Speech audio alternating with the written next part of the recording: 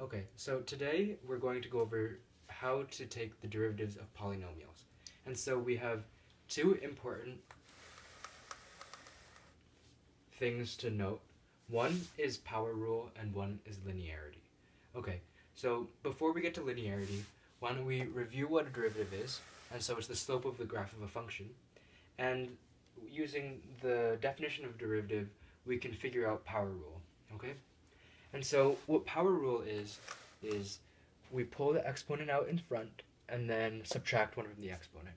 Okay?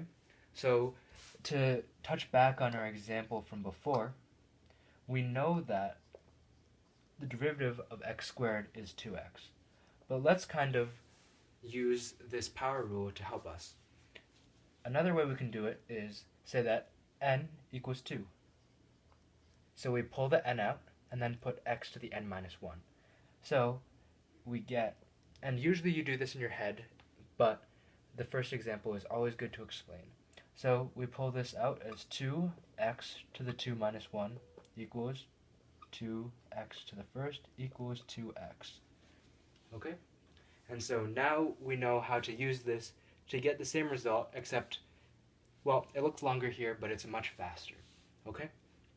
And so we can do this with any type of polynomial expression that only has one term. But what happens if we add a bunch of them, or say we want to do the derivative of 2x?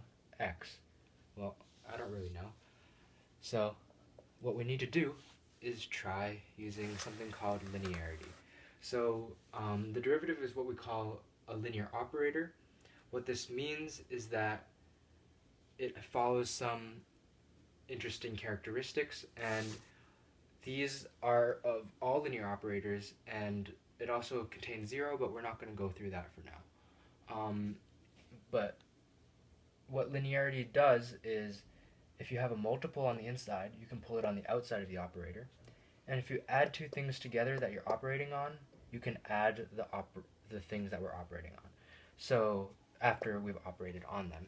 So to kind of illustrate an example of this, we can look at the derivative of this polynomial, x squared plus 4x plus 3. Okay, so what we first can do, and remember, most people when they're taking derivatives assume power rule that you know it, so you don't show the work, so that we don't show the work up here. And they also assume linearity, so they won't show these intermediate steps. But if we show them, then we understand them, and then we can skip them next time. Okay? So what we can do first is split this up using the addition rule of linearity.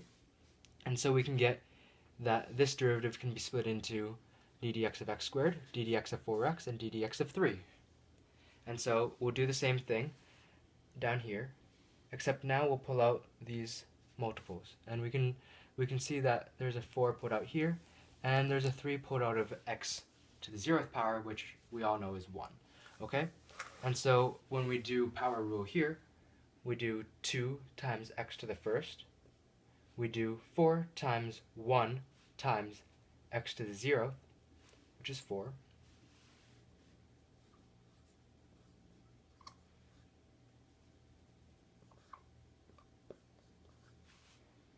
And this is 0 times 3. 3 times 0 times x to the negative 1. Okay, we'll ignore this kind of funny business for now because this is a rule and not something that holds for everything. But what you need to know is that the derivative of a constant is equal to 0. Okay, and so you can look at this and say, oh, something funny happens at 0, but nothing happens. This is a rule, and you use it when it's necessary, and we get that this is equal to 0.